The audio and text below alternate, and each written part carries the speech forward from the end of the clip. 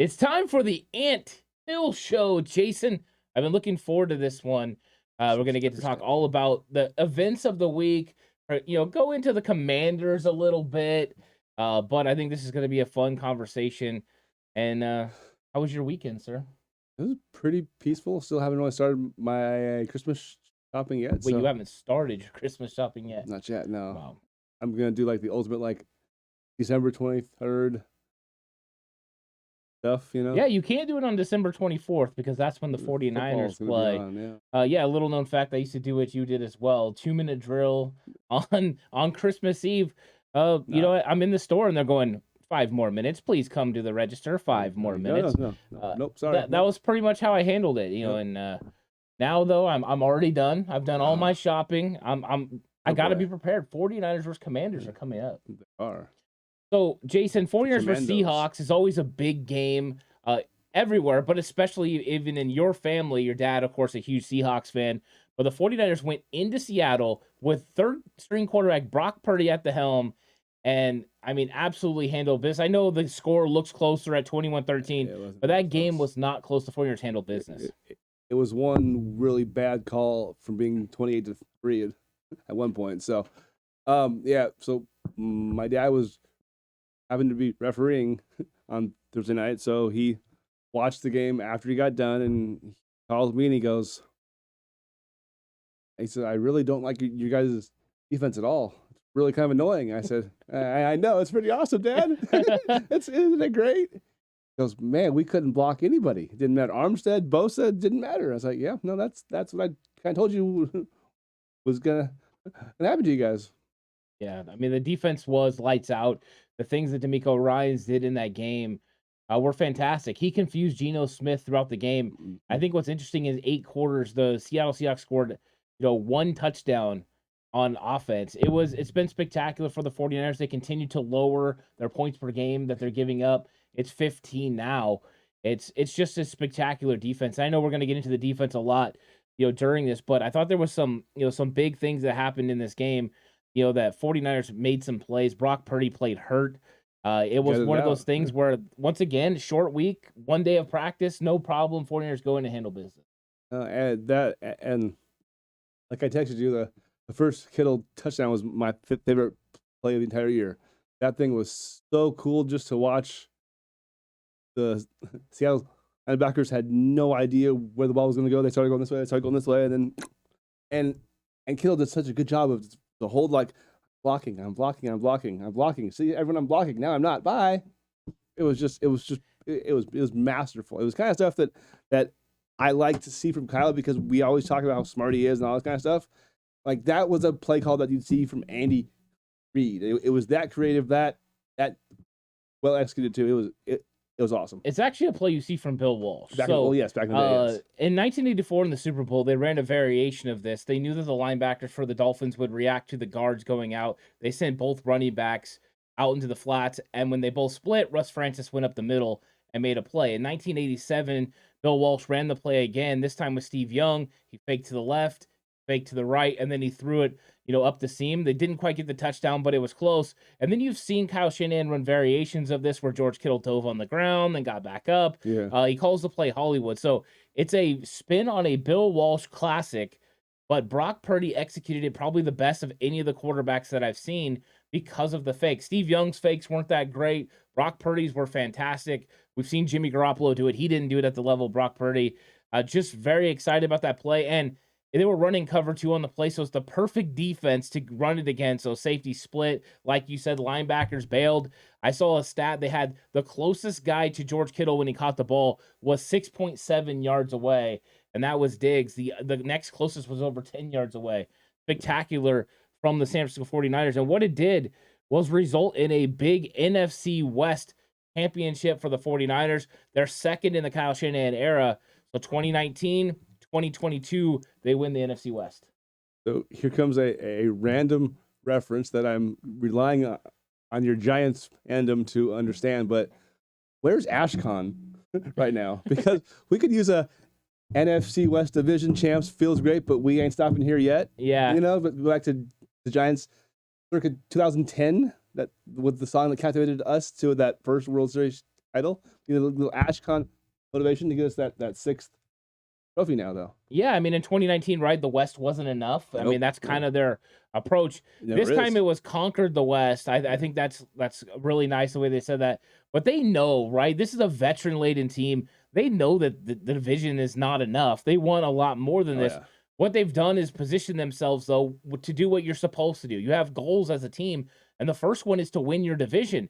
Because if you win your division, you clinch a playoff spot, and you clinch at least one home playoff game. Which that rule might need to change if the Bucks can't be over 500. I'm sorry if you're. I don't care if you win your division. If you're not a 500 team, you should not have a home game. I think that's just stupid. Yeah, one of the most interesting things about that is you got them chilling at 6-8, and then right behind them, all three teams in the NFC South at 5 and 9. All of a sudden, right there. It's right there. Yeah, it's an interesting couple weeks. Because potentially, the Bucks might, if they have one bad game, they could be out of the playoffs. Which, if New Orleans didn't tank the week before San Francisco's win over the Bucks, it'd be role reversal. It would be a different thing, right? Yeah. New Orleans would be in first place, and the Bucks would be in that group of teams.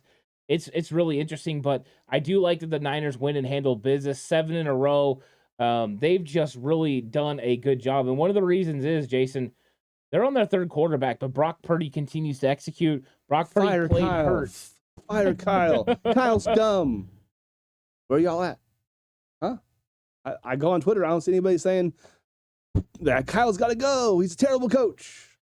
Yeah, you definitely can't say that. I mean, Brock Purdy, he played, and he played so smart again. He does. And he Kyle really Shanahan does. said he's the most poised rookie he's ever had. seen. Yeah. I mean, that's spectacular praise. That's a long list.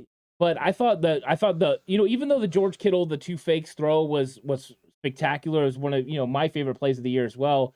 I actually think the next touchdown that he threw to George Kittle proved why Brock Purdy is one of those guys you can count on. He looks to the right. He's got a slant. They drop the edge defender off into the area. Then he looks back for the play coming across the middle. It's covered. And then he locates George Kittle up the corner. Literally uncovered. And he's uncovered. It's a breakdown in coverage. And part of the reason is the 49ers have ran this play like almost 10 times now this season, and they've never went to George Kittle. Yep. So the mastery of the offense right there to go 1, 2, boom, 3, I think is why I have high hopes for Brock Purdy moving forward. How often do we lament we took the first or second option and we missed the big play? We missed the guy uncovered. Brock doesn't miss those guys. Like it sounds so simple to the ball to the open guy, but with the pass rush, coming, Jimmy gets kind of antsy and he doesn't take that extra half second where Brock will take that extra half second and look and see, oh, he's open. Boom, done. Yeah. Brock Purdy has some differences from, I think from Jimmy Garoppolo. I think what's interesting is he kind of has some characteristics from Trey and some characteristics from Jimmy. Yeah. And then he's kind of like in the middle, right? He's got a little bit of escapability to him. Just he can enough. move in the pocket. Just enough. Right. I mean, there's some plays I went back and watched a little bit of the Miami game. And they came after him, and like he was mad. able to get out just and get the ball out and make plays and give opportunities.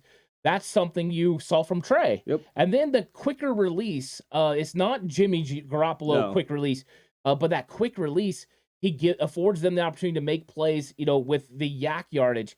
It is really interesting that this young cat is being able to do this. And one thing I haven't heard anyone point out, but I've noticed after watching, I went back and watched some of Trey stuff. Trey Lance threw a lot of batted footballs. Brock Purdy at 6 foot tall, his balls never get hit. He doesn't throw any batted footballs. No. He finds those lanes to be able to throw the football. Drew Brees-esque. It is Drew Brees-esque, except he doesn't have to look. He has to like jump though. Yeah. But I think that it's interesting that he's been able to execute the way he's executing. The 49ers have themselves a nice quarterback problem. And Brock Purdy is, and I hope he stays healthy. He's practicing right now, limited participant. He says he feels a lot better than he did at this time last week, so that's good too. Now, here's one interesting. Greg Cosell, I always enjoy him because he's very analytical about things. I like Greg Cosell. He said something interesting. He goes, if you look at the stats, they're almost the same as Jimmy's averages, but he said it feels light years different though. Yeah, I mean, actually, if you look at the stats, Jimmy was still doing a little Yeah. bit better overall, as far as taking care of, just the way he handled business, but efficiency wise. But Brock Purdy, to me, he feels more in control. It feels more control. It feels more ability to capitalize. It feels like when we're inside the 10, like, oh no, we're gonna score a touchdown here and not hope that we score. Like it's different. It's really weird. Yeah, after Dre Greenlaw caused the big fumble to Travis Homer and Charvarius Ward picks it up and runs it inside, there was a time, and I mean, I don't know how many other people felt this way. There was a time that when that defensive player didn't score, I go, oh, didn't no. know. Yes, we exactly. might have to kick a field goal. Here comes 3 points. Damn it. And when this happened, I had no doubt. No. 49ers were scoring a touchdown. Yeah. I had zero doubts. The question is, would it be McCaffrey or Ayuk or who? But that was going to get when you got Aaron Banks and Trent Williams mowing people down. Banks, he's good, man. He's tough. Yeah, he's really good, and I'm very excited about that. And you know what? Daniel Brunskill has stabilized that offensive line. For as bad as he was in September and the first half of October, he's gotten better and better really every week. Here's something for you, too. Mike McGlinchey has not given up a single sack or hurry in the last 3 weeks. That's because he has 10,000 holding penalties. Whoa, no. How many have they actually called? They've called... They called... not 10,000. 9,998 then. They have not called that many. They have not. They called like one. He usually gets at least one, if not two a game, though. If you ain't cheating, you ain't trying. I 100%. That's the thing, right? If they're not going to call it every single time, this is the whole Legion of Boom thing. Oh yeah, I'm going to hold you. I'm going to hold you 99% yeah. of the time. They're going to get me once, as long as it's not a huge penalty. Yeah. That changes the game. But one guy who has changed the game is Christian McCaffrey. McCaffrey, besides the Kansas City game where he was only there for a couple of days, but when he's had a full week of practice, the 49ers are undefeated with Christian McCaffrey as part of this team. Debo's in the offense. They're great. Debo's out of the offense. They're still great. Doesn't matter. Jason, I mean, Christian McCaffrey's often been one of your favorite players in the entire league. We've talked about him extensively, just in normal conversations, not on air. But his effect on this football team has been huge. And, people talked about maybe he got too much of a workload against Seattle. I just throw out there, well, they had a bye week coming, basically. They had a couple so of extra it gave days. him that extra time. But, McCaffrey has been a godsend for this 49ers.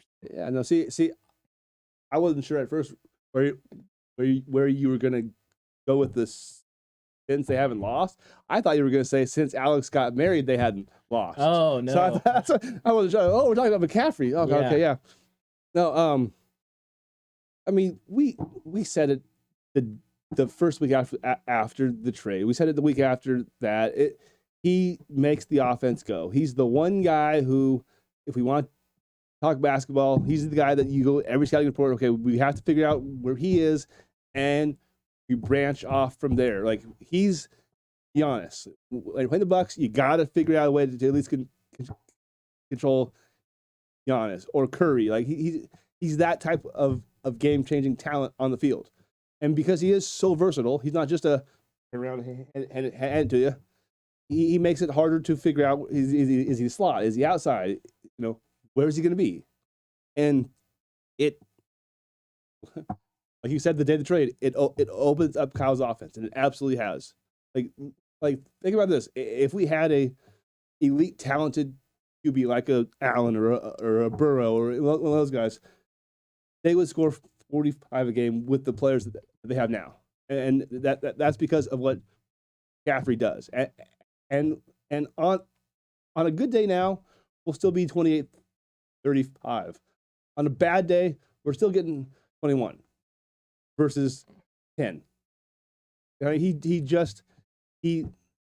He's a warrior. This is what I'm interesting too, is he's the first guy in, last guy to leave. And actually, Purdy was the guy who spent the first 4 or 5 days with him, getting him up to speed on the offense too. So that's an interesting kind of correlation now that he's running the offense too. Yeah, I mean, he's one of those rare talents where he's a running back, but he has legit receiver skills. And I think that when Kyle Shanahan added him, it gave him his Ricky Waters. Yep. Mike, when he had Ricky Waters, it was absolutely spectacular. Monster. He could make those plays deep down the field. He could run the football.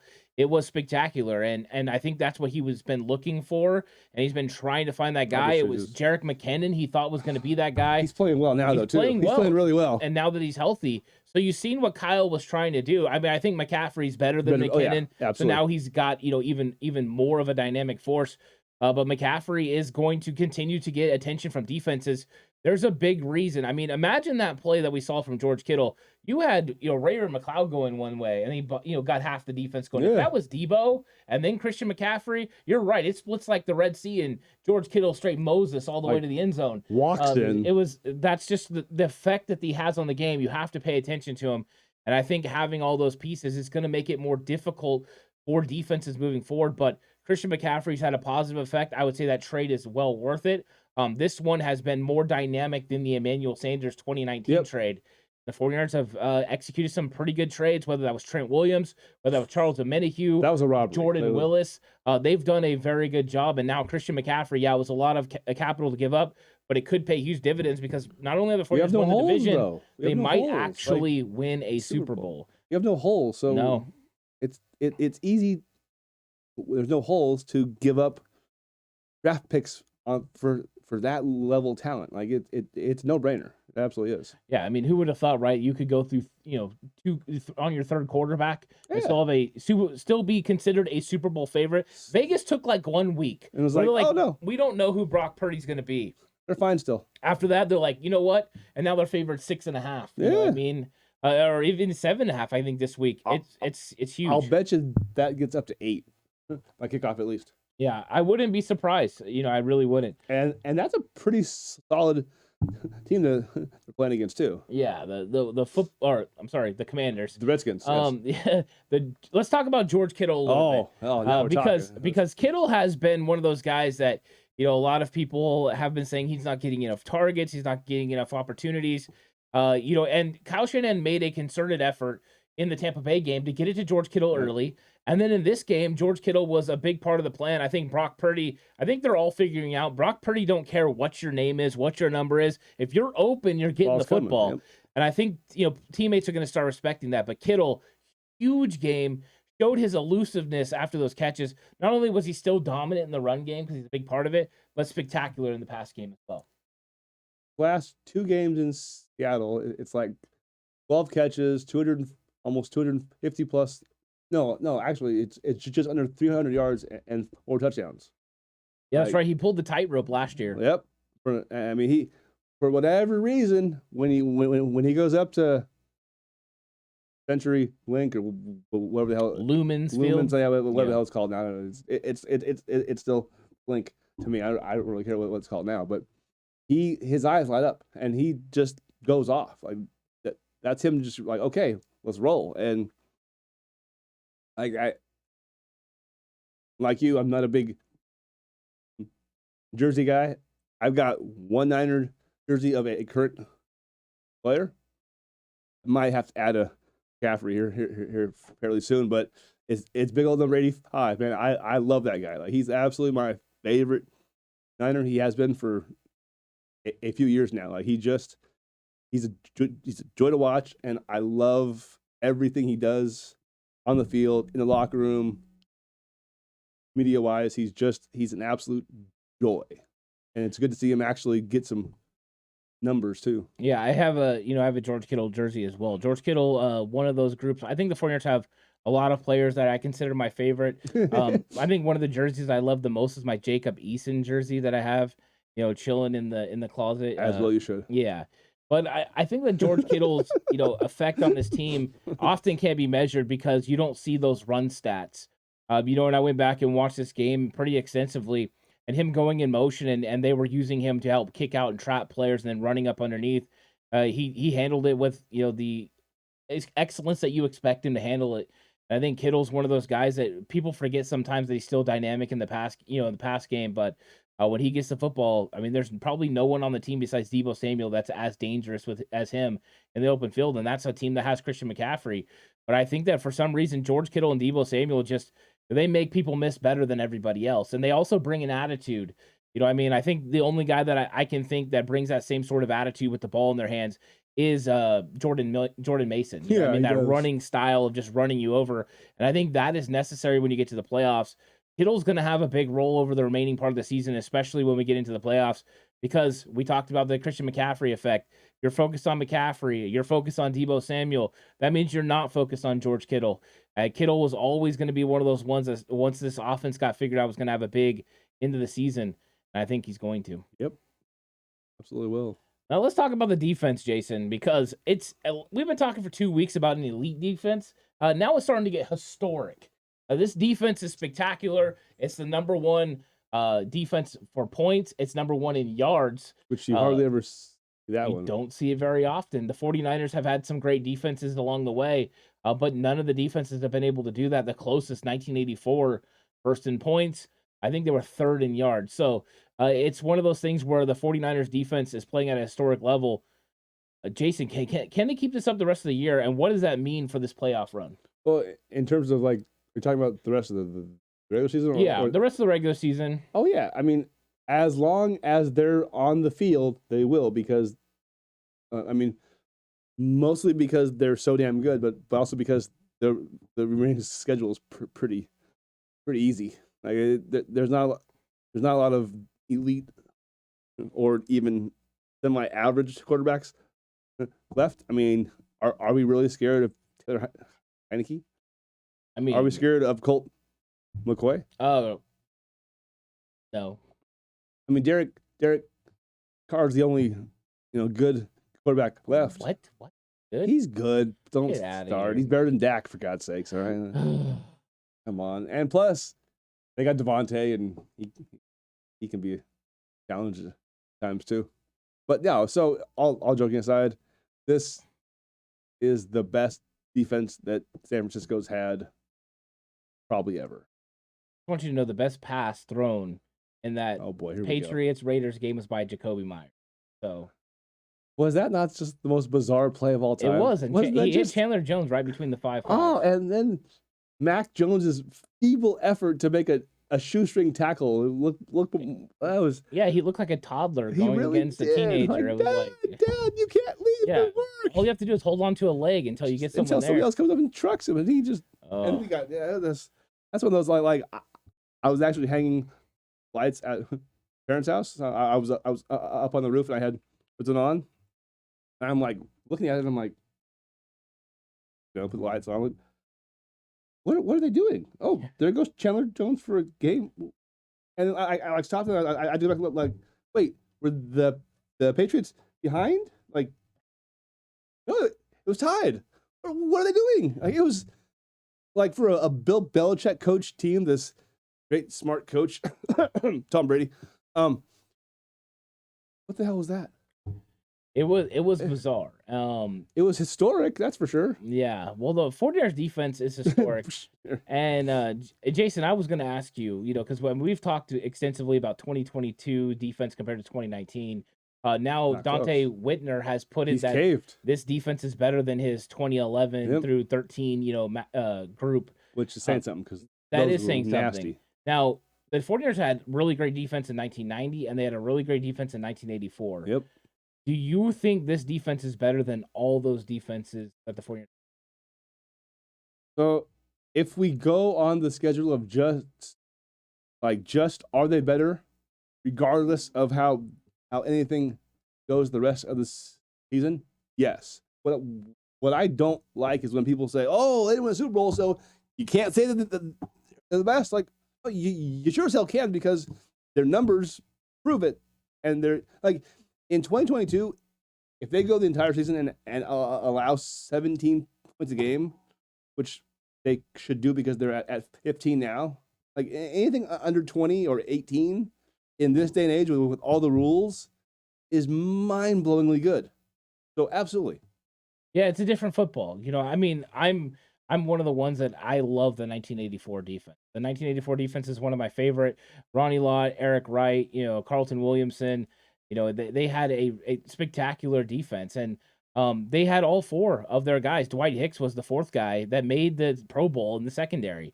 They had they had 25 interceptions, not just the secondary, but linebackers and everything as well. It's fantastic.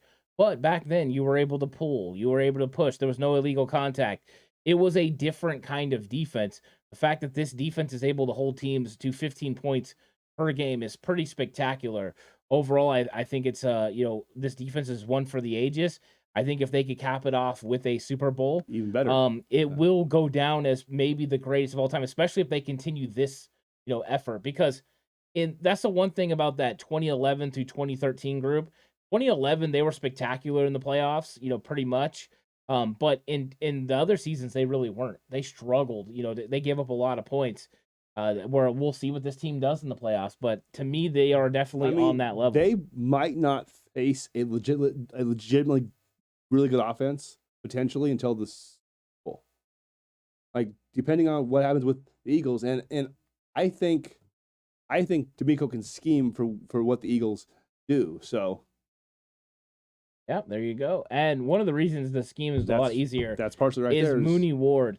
He was running around with DK Metcalf, and he was shutting him down. Rent free. Yeah. What did he give up? I think he gave up 33 yards total in that game to DK Metcalf.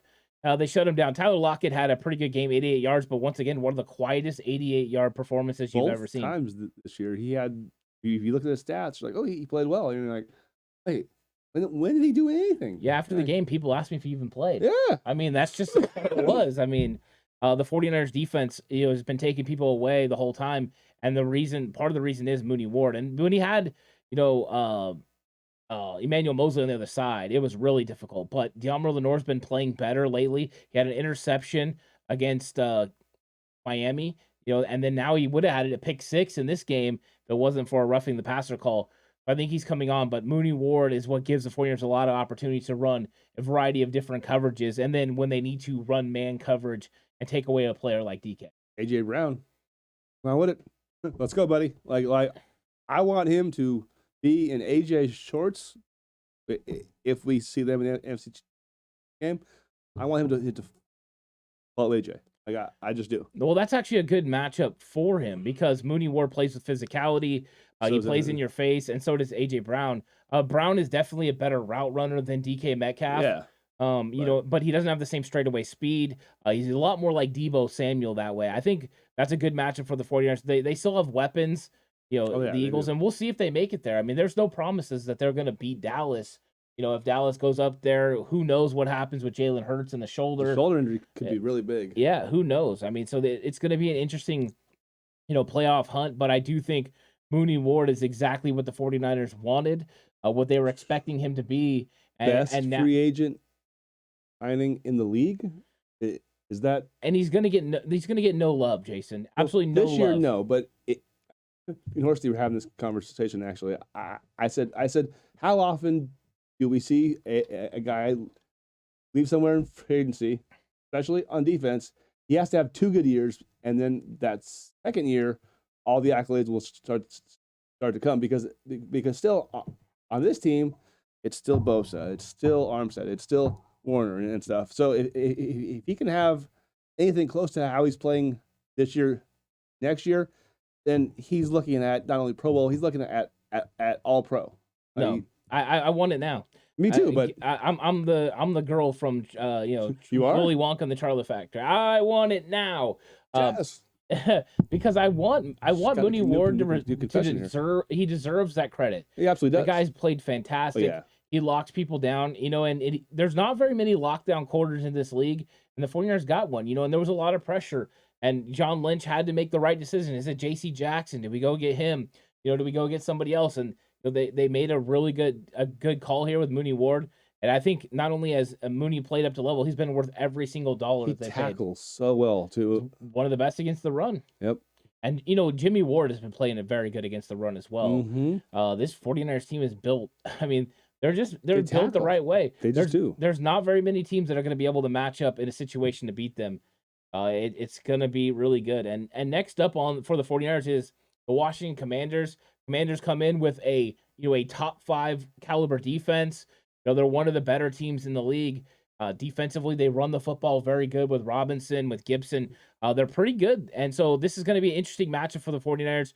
They could possibly have Chase Young back as well. Looks like opposite of Montez Sweat. I expect him to be on somewhat of a pitch count. Yep.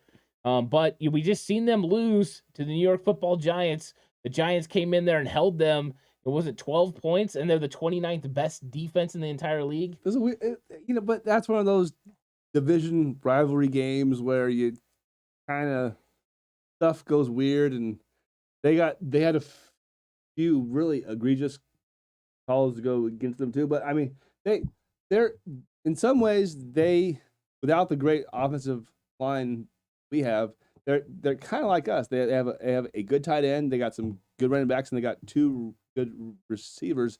Their issue is Taylor Heineke's honestly not as good as even Brock Purdy. So, but they do have my guy Carson Wentz though still. So oh no, that could always help him. Yeah, and you know what's interesting is it's not like Riverboat Ron was giving a singing endorsement to Taylor Heineke this week. In fact, saying, hey, if I might have to evaluate the quarterback position, basically saying to Heineke, hey, pick it up or get back in the bench. Or we're going to have to make a move back to Carson Wentz. I mean, they're one of those teams that's right there on the fringe. If, playoffs started today, they wouldn't be playing the San Francisco 49ers, but there's always the opportunity that the Niners and Commanders could meet. So this could be a preview. I think what it is going to give us an idea of kind of that level of competition that's there. The Commanders, the Giants, those Lions. Big NFC East rugged teams. Yeah, we'll see how those teams match up against the 49ers. Jason. Oh, I heard. Yeah, Saturday was one of those interesting days because the Minnesota Vikings came back. We were talking so much ass about it too. Oh man, Matt Ryan, and that offense wasn't really able to get anything going in the second half. But I mean, let's be honest, the defense gave up 39 points in one half and an overtime of football. They weren't able to get it done. But I do believe Minnesota is going to continue to give other teams the opportunities, and teams like Green Bay, they need to win out. The Packers are starting to kind of play a little better. And I mean they're on the horizon. So Minnesota has the Lions, don't they? They have the New York Giants, then they have the Packers, then they have the Bears. Yeah, Justin Fields is liable to do something wild too. So 2 divisional games, and then the New York Giants, who are still battling. Giants are in that, they're in basically a must win every week. So that game could be tough. Yeah, I think this is one of those interesting things where I want the 49ers to get the 2 seed. I'd love to have for the 49ers the opportunity to play 2 home games with Brock Purdy, the whole thing. In the same regard, I don't want Minnesota to fall to 3 or even sit at 2 and then play a team that can beat them. Because if they play a team that can beat them, that means that messes everything up. Dallas will play the 49ers in the second round potentially. Yeah, exactly. I want Dallas and Philly to have to play each other. And the winner gets to play the 49ers, whether that's in Levi's with Dallas winning or you go to Philly to play. To me, that's still the better situation. But absolutely, hopefully it works out to where Minnesota is playing a team that they can win, but they're in the 3 seed. If the Niners can get to 2 and Minnesota has to come to Levi's, I don't think Kirk Cousins and that team can come out here and beat the 49ers. I don't think San Francisco will unless there's a crazy injury or Brock has a random meltdown, which I don't see it necessarily happening because he seems way too composed. I don't see how the Vikings will beat us, whether it's in their dome or on our natural Levi's grass. Yeah. I mean, it'll be a little soggy, a little heavy. Well, and they like to throw the football around, right? I mean, they like to throw it all over the place. But Kirk Cousins is prone to make mistakes, and the 49ers capitalize on mistakes. Least, yeah. They're one of the better defenses at doing it in the league right now. And I know this is projecting a little bit, but, I mean, when you look at it, potentially the 49ers could have Armstead and Kinlaw manning the interior part of that defensive line. Dalvin Cook and those guys in 2019 got absolutely stuffed by a 49ers run defense that wasn't as good as the one we got now. And the Vikings O-line was a lot better. Yeah, they were. Too. And they've been dealing with injuries a little bit. Darashaw got banged up a little bit. Yeah. So I think this, the 49ers match up very good with Minnesota. The key is getting Minnesota to that divisional round where they can play the 49ers, knowing that if you win that, and hopefully, let's be honest, it would be great if Dallas could beat Philly, so that way Dallas has to come to Levi Stadium for the NFC Championship game. It's interesting because the Vikings' defensive stats, their best stat is versus the run. They're 18th. Everything else is bottom 2 or 3 in the league. yards, total points, passing yards. Like they will give us plenty of chances to make plays. Like their defense is bad. Yeah, they are. And, one of the things, a lot of their plays, Minnesota takes a long time to get their plays off. Kirk Cousins holds on to the football a lot. You can't do that against this 49ers team. Justin Jefferson wants to run. He's a great route runner, but those long plays that he wants to run, Thielen is not the same player that he was. He's lost like 2 steps. Yeah, it's a little bit of a different team, Jason. But I do want to ask you about this Commanders game a little bit. I want a really bold prediction. 49ers versus Commanders. Halftime, we see Carson Wentz. Wow. That means the 49ers are handling business in the first half. I love that prediction, by the way. Heineke will give us a fumble and a pick by halftime. I love it. But what's the score, Jason? Washington Commanders, 49ers, Christmas Eve. Are we getting a Christmas present of the 8th straight W for the 49ers? 27-16. 27-16. The fact that they would score 27 on this defense, I think is pretty spectacular for Brock Purdy and the 49ers offense. 16, huh? You think the Commanders are going to score 16 against this 49ers? One, either semi-missed coverage to Jahan Dotson or Scary Terry. I think what's interesting about this Commanders team, if you just mention their players, right? You talk about Samuel, you talk about McLaurin, you talked about Dotson.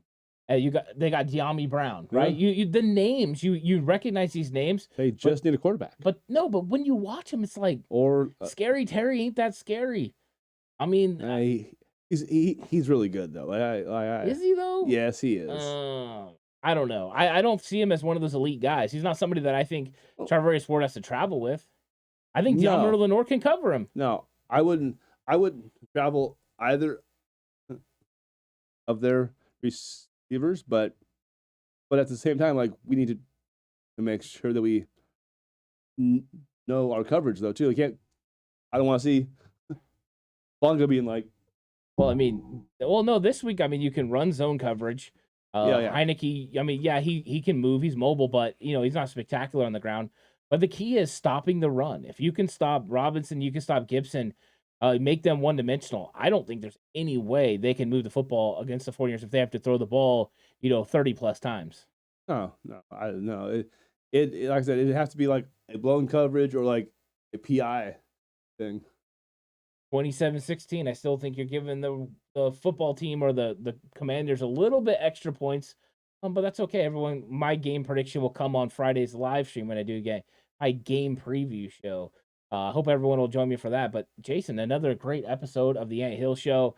Looking forward to a post-Christmas episode. We get to talk about hopefully the 49ers, winning their 8th straight game, continuing their hot streak, and keeping the pressure on Minnesota. We'll see what happens when Minnesota plays this week and see if the 49ers can get to that number 2 seed. But enjoyed the episode, Jason. Looking forward to next week. Always. All right, everyone. Enjoy your week and enjoy the 49ers versus the Washington Commanders. Join me all week for other content. Yeah, Merry Christmas. Happy Kwanzaa and Happy Hanukkah. That applies as well. Very well done, Jason. And for everybody else, happy 49ers win on Christmas Eve. That's what we want. But everyone, have a good one. Go Niners.